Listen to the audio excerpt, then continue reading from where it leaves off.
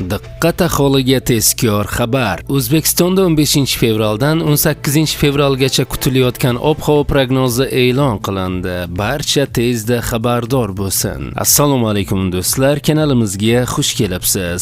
Eng so'nggi va dolzarb yangiliklardan birinchilardan bo'lib xabardor bo'lishni istasangiz, video ostidagi like tugmachasini bosib, kanalimizga obuna bo'lib qo'yishlikni ham unutmang. Like bosgan qo'llaringiz hech qachon dard ko'rmasin.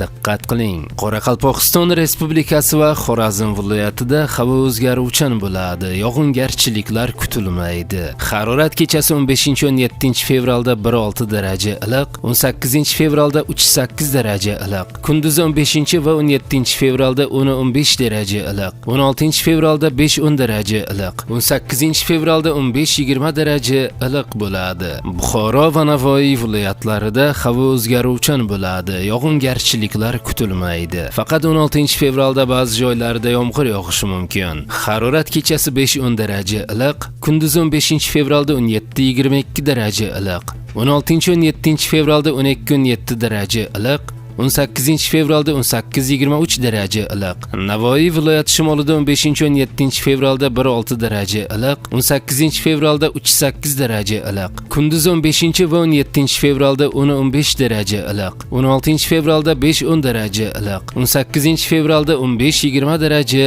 iliq bo'ladi. Toshkent, Sirdaryo, Jizzax va Samarqand viloyatlarida havo o'zgaruvchan bo'ladi. Yog'ingarchiliklar kutilmaydi. Faqat 16-fevralda Samarqand viloyatida ba'zi joylarda yomg'ir yog'ishi mumkin. 15-fevralda ba'zi joylarga tuman tushishi mumkin. Harorat kechasi 15 va 17-18-fevralda 5-10 daraja iliq, 16-fevralda 7-12 daraja iliq, kunduzi 15-16-fevralda 15-20 daraja iliq, 17-fevralda 12-17 daraja iliq, 18-fevralda 17-22 daraja iliq bo'ladi. Qashqadaryo va Surxondaryo viloyatlarida havo o'zgaruvchan bo'ladi. Yog'ingarchiliklar kutilmaydi.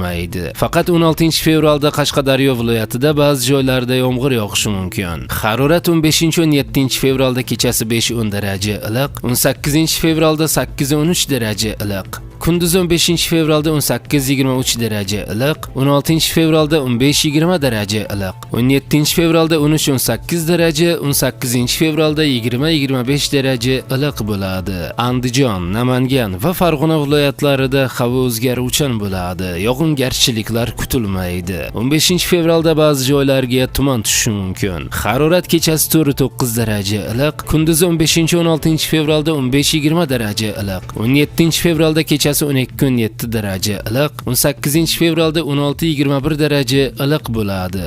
Respublikaning tog'li hududlarida esa havo o'zgaruvchan bo'ladi. Yog'ingarchiliklar kutilmaydi. Faqat 16-fevralda ba'zi joylarda yog'ingarchilik, yomg'ir, qor bo'lishi mumkin. 15-16-fevralda qor ko'chishi xavfi bor. Ba'zi joylarga tuman tushishi mumkin. Harorat 15-fevralda kechasi 2-7 daraja sovuq, kunduzi 5-10 daraja iliq bo'ladi. 16-18-fevralda kechasi 0-5 daraja iliqqacha, kunduzi 9-14 daraja iliqqacha ko'tariladi, deyiladi xabarda.